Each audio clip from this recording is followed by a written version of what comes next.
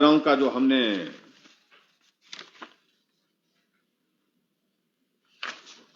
शिलान्यास और उद्घाटन के कार्यक्रम किया है, बहुत कम होता है इतनी बड़ी राशि के उद्घाटन और शिलान्यास के कार्यक्रम एक दिन एक साथ एक जगह देखने को मिले। किसी वक्त ऐसी भी परिस्थिति थी जब हम अपने विधानसभा क्षेत्रों में मुख्यमंत्री का प्रवास करवाते थे,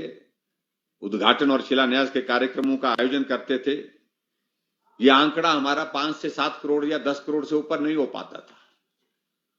और 10 करोड़ रुपए, 5 करोड़ रुपए किसी विधानसभा क्षेत्र में विभिन्न विकास कार्यों के लिए जब मुख्यमंत्री आकर के उनका शिलान्यास और उद्घाटन का कार्यक्रम करते थे तो वो पूरे इलाके में, पूरे क्षेत्र में चर्चा का विषय बनता था कि 5 करोड़ मिल गए, 10 करोड़ मिल गए। और यहां तो राशि 170 करोड़ रुपए है, और हिमाचल प्रदेश में बहुत सारे विधानसभा क्षेत्र में मुझे जाने का अवसर मिलता है, विकास कार्यों को करने का अवसर मिलता है, और मैं देखता हूं इतनी बड़ी राशि पर जो है एक साथ जो है उद्घाटन और शिलान्यास के रूप में हम देख रहे हैं। और स्वाभाविक रूप से इसमें आपके क्षेत्र के विकास की जो आवश्यकताएं थी उनको पूर्ण करने के लिए आपके चुने हुए प्रतिनिधि के नाते विधायक महोदय हमेशा जो प्रयत्नशील रहते हैं, और जब इस प्रकार के प्रयास किए जाते हैं तभी जाकर के ये संभव होता है। और आज मैं देख रहा हूं कि आपके वहां पर विभिन्न योजनाओं का नाम लूं तो मुझे लगता है कि ये बहुत लंबी सूची है जिसमें बहुत बड़ा वक्त लगेगा, लेकिन फिर भी मैं इस बात को देख रहा हूं कि बड़ी बड़ी योजनाएं आपके जो ITI नहरिये के भवन का जो है वो आज शिलान्यास हुआ है, जो लगभग 8.5 करोड़ की लागत से बनकर के तैयार होगा, और ये उस क्षेत्र के विकास के लिए बहुत बड़ा एक महत्वपूर्ण जो है एक प्रोजेक्ट होगा। और उसी प्रकार से मैं देख रहा हूं जल जीवन मिशन के तहत जो है, जो हमारा अंब का जो ब्लॉक है वहां पर जो बची हुई बस्तियों के लिए जो पेयजल की जो एक कठिनाई रहती थी उसका समाधान होना चाहिए। उसके लिए जल जीवन मिशन के अंतर्गत 14 करोड़ 53 लाख रुपए की लागत से भी आज हमने शिलान्यास किया। ये भी एक मुझे लगता है कि एक बहुत बड़ा आपके क्षेत्र की एक आवश्यकता थी, पेयजल की सुविधा सब लोगों को मिले और अच्छे पेयजल की जो है वो सुविधा वहां पर मिले, ये बहुत आवश्यक था। और इस योजना के संपूर्ण होने पर, इस योजना के पूरा बनने के पश्चात आपके उस क्षेत्र की पेयजल समस्या का बहुत हद तक, काफी हद तक समाधान हो जाएगा। उसी प्रकार से मैं देख रहा हूं जो हमारी चौवार से ज्वार सड़क के लिए जो है उसका हमने शिलान्यास किया, और उस एक सड़क पर जिसमें लगभग 2750 जो है वो लोगों को लाभ मिलेगा, और उसमें 5 गांव पड़ते हैं, और 9 करोड़ की लागत से इसका भी हमने आज शिलान्यास किया। उसके लिए भी मैं आप सबको बहुत बहुत बधाई देता हूं। और उसी तरह से मैं आगे देख रहा हूं जो करलोही से अमटीला तक जो हमारी सड़क का निर्माण का कार्य है, जिसमें 10,000 के लगभग लोगों को लाभ मिलेगा 4 पंचायतों के, और उसमें 11 करोड़ की लागत से आज हमने उसका शिलान्यास किया। ये भी मुझे लगता है कि एक बहुत बड़ा महत्वपूर्ण कार्य आपके इस विधानसभा क्षेत्र में उस इलाके के लिए होगा, जब अच्छी सड़क की सुविधा वहां पर उस क्षेत्र में हो पाएगी। अंब कॉलेज में जो हमारा कॉमर्स का जो भवन है उसका शिलान्यास का कार्यक्रम भी आज हमने संपन्न किया, और 4 करोड़ 35 लाख की लागत से ये शिलान्यास किया गया। ये भवन बन करके आपके डिग्री कॉलेज अंब के लिए एक बहुत मील का पत्थर साबित होगा, और आपके उस कॉलेज के लिए एक बहुत बड़ा एक योगदान उस दृष्टि से रहेगा। पुलिस स्टेशन अंब में आवासीय कॉलोनी की जो बात थी, भवन की बात थी, उसके लिए भी 1 करोड़ रुपए के लागत से हम शिलान्यास करके उस काम को भी शुरू कर रहे हैं। और उसी तरह से एक 6 गांव को जहां पर 3,500 की लगभग जो है पॉपुलेशन रहती है, नहरी मैडी ज्वार सड़क जो है उसका जो अपग्रेडेशन के लिए 11.5 करोड़ की लागत से उसका भी हमने शिलान्यास किया। सड़क पक्की होगी, अच्छी होगी, और सुविधा आपको जिस प्रकार से सड़क के माध्यम से मिलेगी उसके लिए भी मैं आप सबको बहुत बहुत बधाई देता हूं। और उसी प्रकार से मैं देख रहा हूं जहां अंबा दापथर जो ब्रिंगल सड़क जो है एक, और उसके लिए भी 3 करोड़ की लागत से आज हमने शिलान्यास किया। और पीछे में जब चिंतपूर्णी आया था तो सब लोगों के बीच में बात करते करते मैंने कहा ये बहुत आस्था का बहुत बड़ा केंद्र है, श्रद्धा का बहुत बड़ा केंद्र है। पूरे देश भर से और हिमाचल प्रदेश से आते ही हैं, पंजाब से आते हैं, दिल्ली से लोग आते हैं, दूसरे प्रदेशों से बड़ी संख्या में वहां पर लोग आते हैं दर्शन करने के लिए और वहां आशीर्वाद लेने के लिए। और वहां पर हमने कहा था कि वहां पर नजदीक जैसे कहीं हेलीपैड होना चाहिए, तो उस दृष्टि से भी हम आगे बढ़े हैं। और आज मुझे इस बात की प्रसन्नता है कि चिंतपूर्णी में अपना हेलीपैड जो है 1 करोड़ 10 लाख की लागत से उसका भी हमने आज शिलान्यास किया है। और ये भी आने वाले समय में श्रद्धालुओं के लिए भी आने जाने के लिए एक बहुत बड़ा सुविधा का एक माध्यम बनेगा। और उसके साथ साथ में आपके क्षेत्र में अगर विकासात्मक गतिविधियों के लिए मुख्यमंत्री को आना हो, दूसरे नेताओं को आना हो, तो बहुत आने जाने की दृष्टि से एक बहुत बड़ी सुविधा होगी। इसके लिए भी मैं आप सबको बहुत बहुत बधाई देता हूं। और उसी प्रकार से एक पेयजल योजना हमारी किन्नू, अड़ोस, सुइया सिद्ध, चलेड़ वो बदौली त्यूट उठाऊ पेयजल योजना जो है, जिसके लिए 2 करोड़ 60 लाख की लागत से आज हमने शिलान्यास किया। और उसी प्रकार से जो हमारे चौकी मीनार के लिए जो हमारा एक इलाका पड़ता है, वहां पर हमारा वेटनरी हॉस्पिटल है,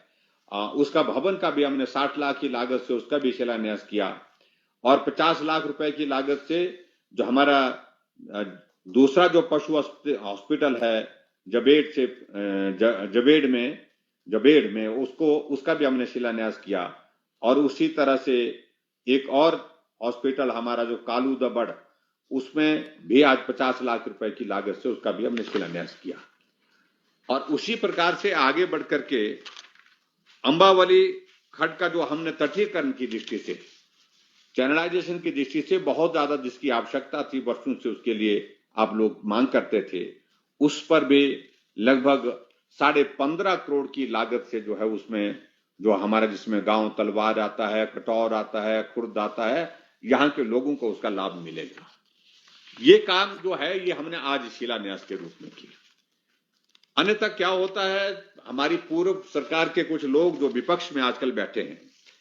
वो कई जगह कई बार कुछ बातों का जिक्र करने की कोशिश करते हैं कि हम जो है वर्तमान सरकार जो है वही उद्घाटन कर रही है जो पूर्व सरकार ने किए। मैंने इसलिए ये सूची इसलिए पढ़ करके सुनाई, ये तमाम जितने भी 14 शिलान्यास के कार्यक्रम आज आपके विधानसभा क्षेत्र में हो रहे हैं, इसके लिए बजट प्रावधान भी वर्तमान सरकार ने किया। वर्तमान विधायक ने इन सारी योजनाओं को प्राथमिकता में दर्शाया और इन योजनाओं के लिए धन के लिए आग्रह किया। और उसके बाद ये सारी चीजें जो है आगे शुरू हुई है। और उसी प्रकार से मैं देख रहा हूं जो 9 योजनाएं पहले जिनका हमने आज उद्घाटन किया है,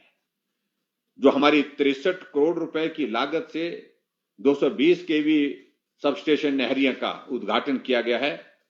उसके लिए भी मैं आप सबको बधाई देता हूं। उसमें लगभग जो है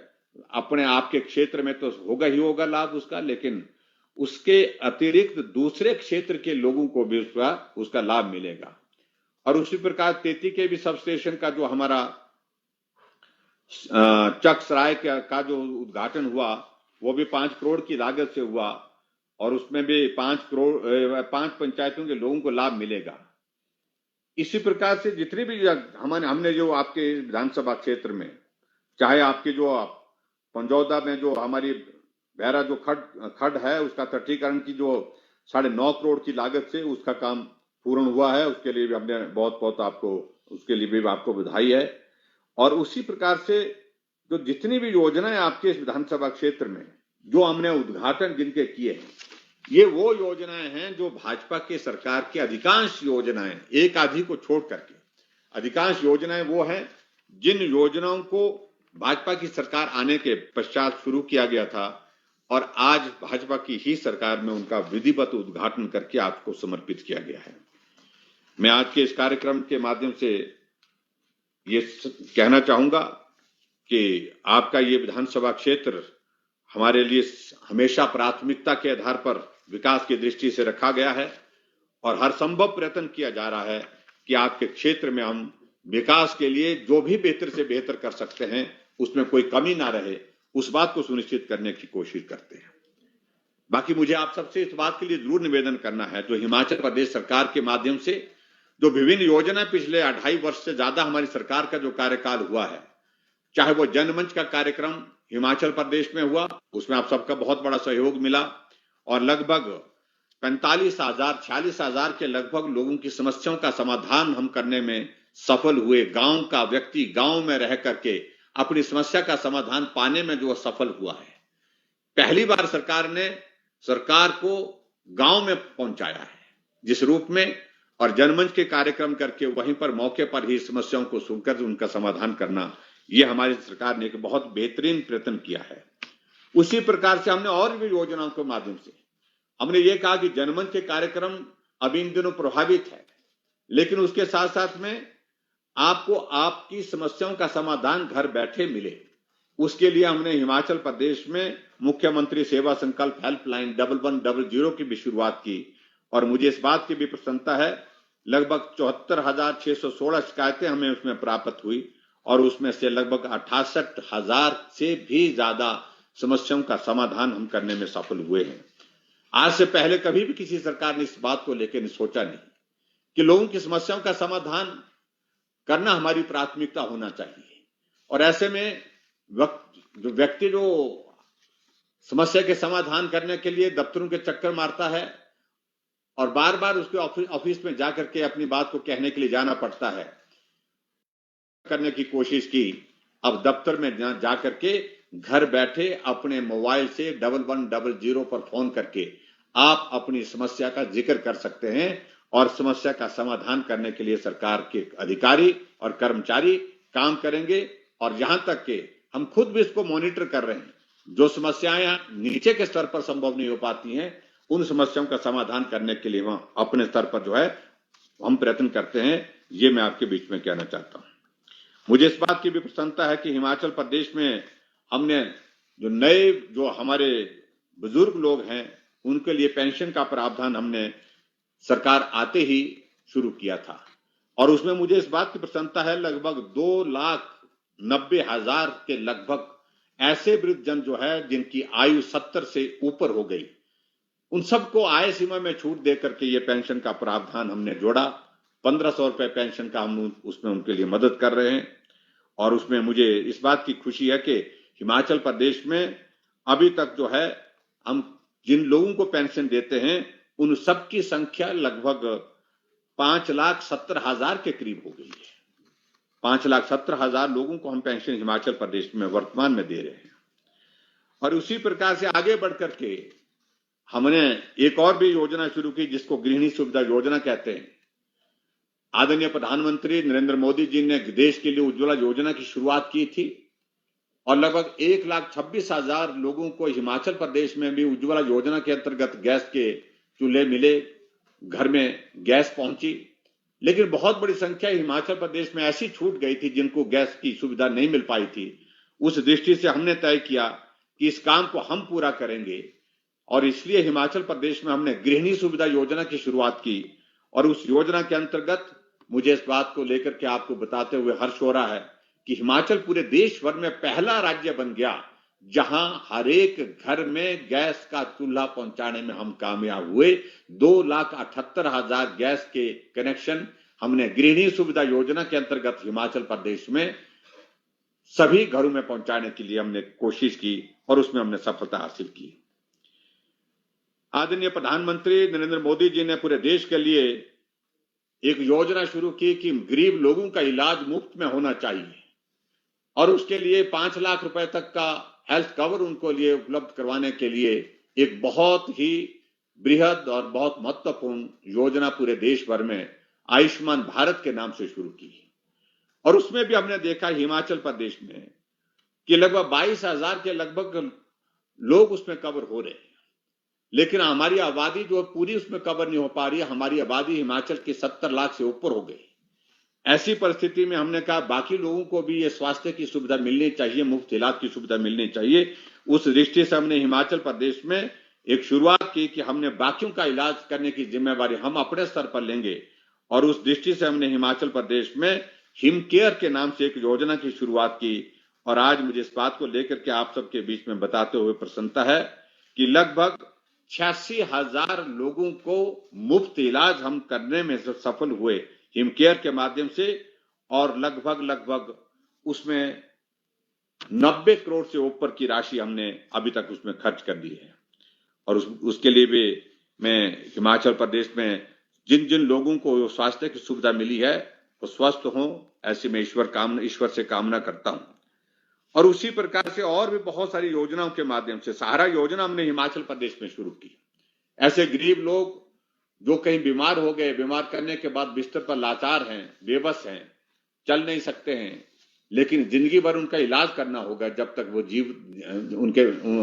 उनके पास जिंदगी है। तो ऐसी परिस्थिति में उनको मदद करने का रास्ता क्या हो सकता है, उस दृष्टि से भी हमने विचार किया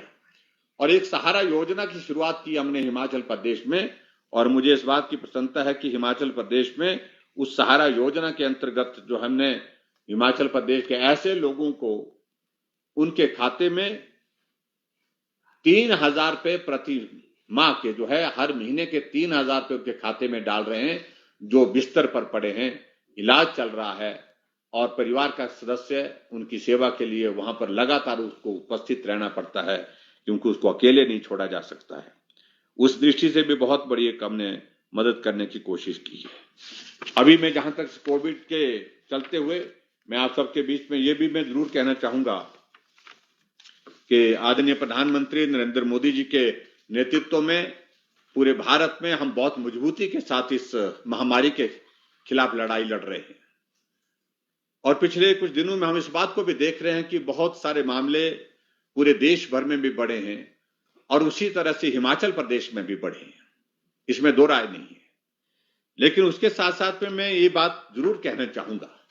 हमारे विपक्ष के लोग बहुत ज्यादा शोर डालने की कोशिश करते हैं, बहुत सारी बातें कहने की कोशिश करते हैं। विपक्ष है और उनको लोकतंत्र में अपनी बात कहने का अधिकार है, उसमें हमको कोई ऐतराज नहीं, लेकिन हकीकत को जाने तो सही, हकीकत को पहचाने तो सही। क्या ये सत्य नहीं है कि जो हिमाचल के लोग जो बाहर के राज्यों में संकट में फंसे थे, हमारे हिमाचल के बच्चे पढ़ाई के लिए पूना, हमारे हिमाचल के बच्चे अपने कामकाज करने के लिए रेस्टोरेंट में, होटल में, गोवा में हजारों की संख्या में, बेंगलोर में बच्चे पढ़ाई के लिए हजारों की संख्या में फंसे हुए थे, मुंबई में, हमारे दिल्ली में, कोटा में, चंडीगढ़ में, क्या उनको सुरक्षित लाना हिमाचल प्रदेश में हमारी जिम्मेवारी नहीं थी? हमारी जिम्मेवारी थी और उस जिम्मेवारी का हमने ठीक प्रकार से निर्वहन किया। हमने हिमाचल प्रदेश के जितने भी लोग जो बाहर संकट में इस क्षण में फंसे हुए थे, और जब लॉकडाउन का पूरे देश भर में दौर चल रहा था, तो हमने उन सबको हिमाचल प्रदेश में लाया। लगभग 2.5 लाख से ज्यादा लोगों को हिमाचल प्रदेश में वापिस लाए, सुरक्षित लाए, घर में पहुंचाया और उनके जीवन की रक्षा करने में मदद की। ऐसे में कुछ मामले स्वाभाविक रूप से हिमाचल प्रदेश में बढ़े भी हैं, लेकिन मेरा ये मानना है कि उनमें से जो मामले जो बड़े हैं वो उनका हमने ठीक प्रकार से उपचार किया है, ट्रीटमेंट किया है, उनका आइसोलेशन में रखा गया और आइसोलेशन में रखने के पश्चात, ठीक होने के पश्चात, स्वस्थ होने के उपरांत ही उनको घर भेजा गया है। लेकिन विपक्ष के लोग बहुत कई तरह की बातें करते हैं और मैं उनसे सिर्फ इतना ही कहना चाहता हूं, कहना बहुत आसान होता है लेकिन करना बहुत कठिन होता है। अगर इतना आसान जितना वो कहने में अनुभव कर रहे हैं, तो मैं समझता हूं कि जहां हमको वो सलाह दे रहे हैं, उचित होगा